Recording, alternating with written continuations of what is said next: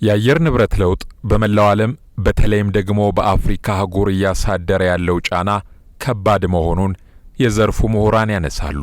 ጫናውን ለመቋቋምም የአየር ንብረት ለውጥ ማጣጣሚያ አማራጮችን በግብርናው፣ በውሃ ልማት፣ በጤና፣ በትምህርት፣ በኢንዱስትሪ እንዲሁም በመንገድና ትራንስፖርት ልማት ዘርፎች ሊተገበር እንደሚገባ የአየር ንብረት ለውጥ የማይበገር ልማት ስትራቴጂ ያመለክታል። በተለይም የችግሩ ገፈት ቀማሽ የሆኑ ሀገራት ለጉዳዩ ከፍተኛ ትኩረት በመስጠት ሲሰሩ ይታያል። ከሰሞኑም በአዲስ አበባ የተካሄደው ሁለተኛው አህጉር አቀፍ የአየር ንብረት ጉባኤ ተጠቃሽ ነው። በዛሬው የዳሰሳ መሰናዷችንም የአየር ንብረት ለውጥ ጉዳይ ሲባል ተጽዕኖውና ለመፍትሄ የተቀመጡ አቅጣጫዎች አፈጻጸም በተመለከተ ከዘርፉ ተመራማሪ ጋር ቆይታ አድርገናል። የዩኒቨርሲቲ መምህር የሆኑትና የአየር ንብረት ለውጥ ላይ በርካታ ጥናቶችን ያደረጉት ዶክተር በየነ ተክሉ እንደገለጹት ብዙ ፈታኝ ተጽዕኖዎች ቢኖሩም የበካይ ጋዞችን ሙቀት ከ1.5 ዲግሪ በላይ እንዳይጨምር በተቻለ አቅም መቆጣጠር ሀገራት ሊደርሱበት ያስቀመጡት ዋና ግብ ነው። የአየር ንብረት ለውጥ ጉዳይ በብዛት ድሃውንም ሀብታሙንም የማይለይ ነው። በአንድ መሬት በምትባል ፕላኔት ላይ ስለምንኖር የእነዚህ በካይ ጋዞች ወደ ከባቢ አየር ሄደው ከዛ ሙቀቱ ወደ መሬት መጥቶ ሙቀት እንዲጨምር ከፍተኛው ተጽዕኖ የሚሆነው የመሬት ሙቀት መጨመር ነው። በቃ የመሬት ሙቀት ሲጨምር ሰዎች ሊሆኑ ይችላሉ፣ እንስሳት ሊሆኑ ይችላሉ፣ እጽዋት ሊሆኑ ይችላሉ። የሚኖሩበት የሙቀት መጠን ለሁሉም የተመጠነ ስለሆነ ከዛ በላይ ስለሆነ ችግር ይፈጠራል። ስለዚህ ምድር ከመጠን በላይ እንዳትሞቅ እነዚህም በካይ ጋዞች መቀነስ አለብን ነው ዋናው ዓለም የሚነጋገርበት ማለት ነው። እነዚህ ካርቦን ዳይኦክሳይድ፣ ናይትረስ ኦክሳይድ የሚባሉ እና የተለያዩ አሉ። በዋናነት ካርቦን ዳይኦክሳይድ እና ናይትረስ ኦክሳይድ ናቸው በዋናነት የሚባሉ 1-4 አካባቢ ያሉ ሌሎችም እነዚህን ጋዞችን ቀንስ ነው። አሁን በኮፕም በለው በአፍሪካ ሰሚት የምንበለው በየትኛውም ስብሰባ ላይ እንዴት አድርገን እነዚህን በካይ ጋዞችን ቀንስና ቢያንስ የሙቀት መጠኑ ከ1.5 ዲግሪ በላይ እንዳይጨምር እናርገው የሚል ጣሪያ ተቀምጦለት ነው ዓለም የሚወያይበት ማለት ነው። ይሄን ለማድረግ ይሄ ሙቀት እንዳይጨምርና ተፈጥሮን ምድር ላይ ያለውን ተፈጥሮንም እንዳያዛባ ሰው ልጆች ሊሆን ይችላል ማንኛውም እንዳይዛባ ምን እናርግ የሚል ነው። ይሄ ጉዳይ እነዚህ በካይ ጋዞችን እንቀንስ ሲባል ለአንዳንዶቹ የኢኮኖሚ ጉዳይ ነው። ምክንያቱም ከፋብሪካዎች የሚወጡ ጋዞች ናቸው። አንዳንዶቹ ደግሞ ከሰፋፊ እርሻና ከዘመናዊ እርሻ የሚወጡ ናቸው። አንዳንዶቹ ደግሞ ከመኪኖች ሊሆን ይችላል። ብቻ ከኢንዱስትሪ ካደጉ ሀገሮች ጋር የሚገናኝ ነገር ነው። ይሄ ነገር ታዳጊ ሀገሮች ብዙም ተጽዕኖ የላቸውም ለዚህ በካይ ጋዝ ወደ መልቀቁ፣ ምክንያቱም ኢንዱስትሪያላይዝድ አልሆኑም ብዙ ማለት ነው። ስለዚህ ነገር ግን ኢንዱስትሪያላይዝድ ባይሆኑም የታዳጊ ሀገሮች አስተዋጽኦ ትንሽ ቢሆንም ግን ከአየር ንብረት ለውጥ ተጋላጭነት አልተረፉም። ስለዚህ እነዚህ ያደጉት ሀገራት ይህን በብዛት በካይ ጋዝ የሚለቁት እንዴት አድርገው ያለ ኃጢአታቸው በተለያየ መልኩ የሚጠቁትን በተለይ ታዳጊ ሀገራትን እንደዚሁም አፍሪካን እንዲቋቋሙ እናርጋቸው ወይንም በምን መልኩ ተግባብተን ይሄን የሙቀት መጠን እንቀንስ የሚል ነው። በቃ በአጠቃላይ አጀንዳዎቹ ማለት ነው። በተለይ ትሮፒክስ ውስጥ ያለ ነው ምድር ወገብ መሀል ላይ ያለ ነው ደግሞ ሙቀቱ ሲጨምር በጣም ስለሚጨምር ከሌሎቹ በተለየ መልኩ መሀል ላይ ስለሆነ ጉዳቱ ከፍ ይላል ተብሎ የአፍሪካ ሰብሳራን አፍሪካ ብለው ይጎዳሉ በብዙ መልኩ። አንደኛ የአዳፕቲቭ ካፓሲቲያቸው የመቋቋም አቅማቸው በጣም አነስተኛ ነው። ምክንያቱም ኢኮኖሚያቸው አልዳበረም። ጥገኛ የሆኑት ዝናብ ላይ በተመሰረተ ግብርና ነው። የሰርቪስ እና የቴክኖሎጂ አቅማቸው ትንሽ ስለሆነ የአየር ንብረት ለውጡ ተጽዕኖ በእነሱ ላይ ከፍተኛ ይሆናል።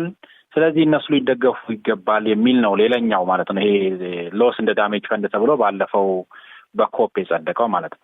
ያደጉት ሀገራት ቃል የሚገቡት ዘላቂ የሆነ ፋይናንስ ተግባራዊ አለመሆን፣ ለአየር ንብረት ለውጥ የማይበገር ኢኮኖሚ በፍጥነት ተግባራዊ አለመደረግ ችግሩን እንዳባባሰው የገለጹት ዶክተር በየነም ይሁን እንጂ እንደ ኢትዮጵያ ያሉ ታዳጊ ሀገራት የአረንጓዴ ኢኮኖሚ የታዳሽ ኃይል ግንባታ ላይ የሰጡት ትኩረት እንዲሁም ከሰሞኑ በተካሄደው ጉባኤ የተቀመጡ የጋራ መግባቢያዎች ለመፍትሄው አንዱ አካልና እድሎችን ይዞ የሚመጣ ነው።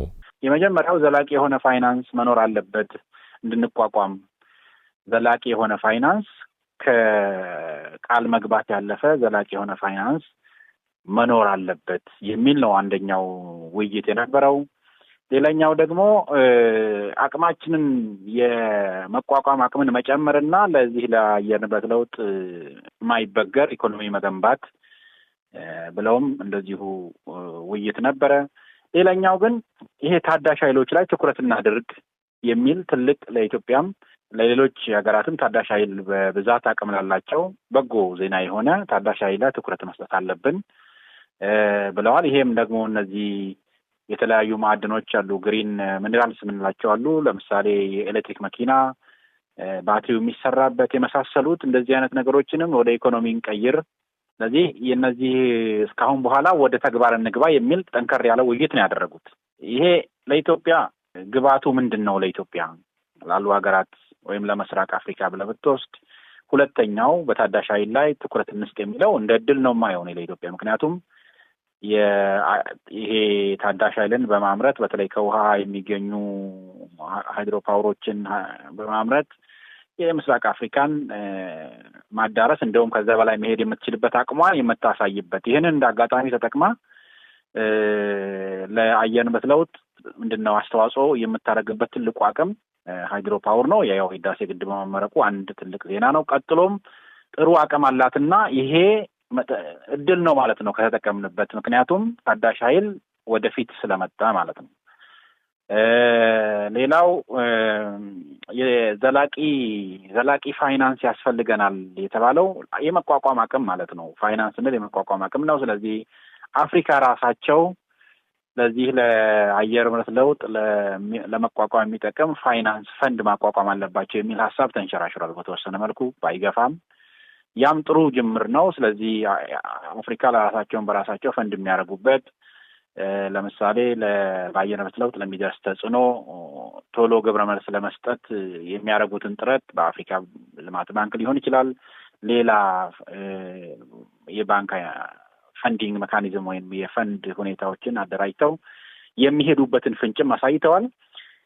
ሌላው በዚህ በሚመጣው በ30ኛው የኢንተርገቨርንመንታል ፓነል የሚባል ኮሚቴ የሚባል ስብሰባ ወይም IPCC የምንለው ይካሄዳል። እዛ ላይ በዚህ በአፍሪካ ሰሚት ላይ ያነሱትን ሀሳቦች አጠንክሮ ሄዶ ስምምነት ላይ ለመድረስ መንገድ ይከፍትላቸዋል የሚል ነው። የአየር ንብረት ለውጥ በዓለም ደረጃ የሁሉም እኩል አጀንዳ መሆን አለበት ያሉት ዶክተር በየነም በተወሰኑ አካላት ተሳትፎ ብቻ እውን ማድረግ ስለማይቻል የሁሉም ባለድርሻ ርብርብ እንደሚጠይቅ አስረድተዋል።